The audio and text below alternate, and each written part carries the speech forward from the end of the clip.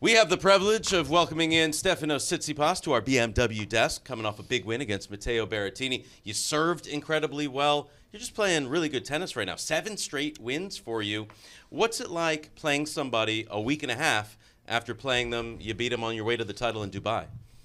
Well, first of all, I had to readjust my game because I knew that Matteo likes playing in kind of places like this. I've noticed that his best tennis usually comes in altitude, and I knew that it might not be very high up here, but the ball is very lively and it feels like it's an altitude sort of location playing tennis. I knew that I'm going to deal with big tennis coming from his side. I had to find solutions on his serve. One thing that I did have to focus though was also my serve, because I can't focus too much on his serve if I don't try and hold serve myself. And these were the key moments during that match, trying to constantly apply pressure from my end when it came to my serve, and not having to play a lot of points on my service games, and having that time to try and think, well, how am I going to construct the points? How am I going to approach my tennis when it comes to returning? Steph, on days like this, 92% first serves won, 67% second serves won, no break points faced. It makes your life a lot easier, but what are the key points for you to execute that? Is it ball toss? What are the top few things? It certainly does. I feel like ball toss is important. Having a consistent ball toss lets me kind of be more automated when I serve, and I don't have to think as much. So I definitely do put emphasis on that. I've been working with that with Dimitris over the last few days. There is obviously room for improvement. I'm happy with the way I'm returning, and that adds confidence to the rest of my game. I feel like once I see those things thrive on court, I just feel like I can go for even more.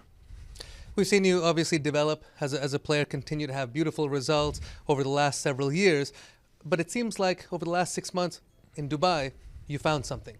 You clicked into a different gear. You had some spectacular wins over there. That final was sensational. What do you feel like you found in Dubai? More freedom. I feel like more freedom to not get the sweet spot. Just getting the ball on my racket, I feel like I can just do more. I have more options, and that allows me to play more free. That allows me to get even more creative than before on court.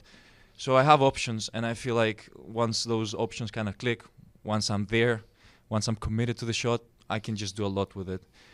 And more I get to win points and win games, I feel like it adds constantly to my confidence, and my belief sort of going to try and win the match grows. And these are the small things that have been adding to my game.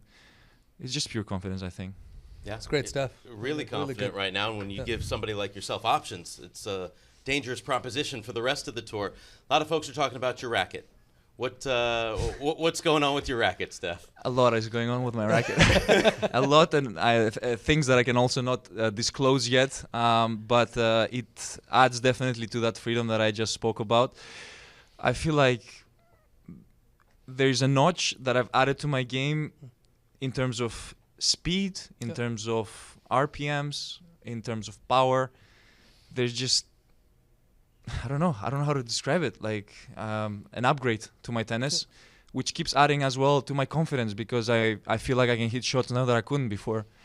I feel like I can return without having to get the ball right in the middle of the racket. So even if I miss by a little, I still get a very good, decent return. Knowing that I can hit harder, knowing that I can sort of keep finding my spots the way I did before, but having more under it is definitely a very satisfying feeling, and makes me very joyful when I'm outside on the tennis court. Steph, on the racket, the one thing we do know, though, is the fact that it looks like a bit of a more open string pattern. Correct. And that creates a little bit more spin. And it's interesting because you seem like a player who already had a ton of spin on it. So what was your thought process in something like that, a 16-20 string pattern versus 18-20, helping you? Well, there's more room for error. There's definitely the aspect of adding a bit more topspin to the ball easier without having to muscle the shot as much. These are the things that I've noticed that have been helping me out, and consistently adding even more pressure than before. One thing that I feel like has been helping me a lot on clay, particularly, is that loopy, deep shot, especially when I try and return from far back. And I feel like now it's twice as better as before. So these are the things that I feel like I've been working out pretty well. I feel like I can maybe go for a flatter shot easier because the ball just has natural shape to it. So this is definitely helping me out a lot, and it keeps adding to my comfort zone, knowing that I can go both ways. I can go spin and I can go flat, and it forgives more. Yeah. Well, the sound of confidence, a scary thing. We're seeing it out there. So different string pattern at least. What about the actual strings? Or is there any change in the actual strings you're using? There is a change in the actual string, And which to combines give you which is obviously the best combination that you can have with the actual racket that I'm trying out right now. I tried obviously with my strings that I played all my life, but it wasn't the same effect. Like I feel like this gives it a whole new dimension. Yeah. Well, new racket, new string pattern, new strings, new maybe the old Steph, but a newer and better version With more freedom. with more freedom and confidence. Congratulations on that win today. It's brilliant watching you play this type of tennis, and we hope to see you back at the desk. Wish you the best of luck going forward. Thank you, guys.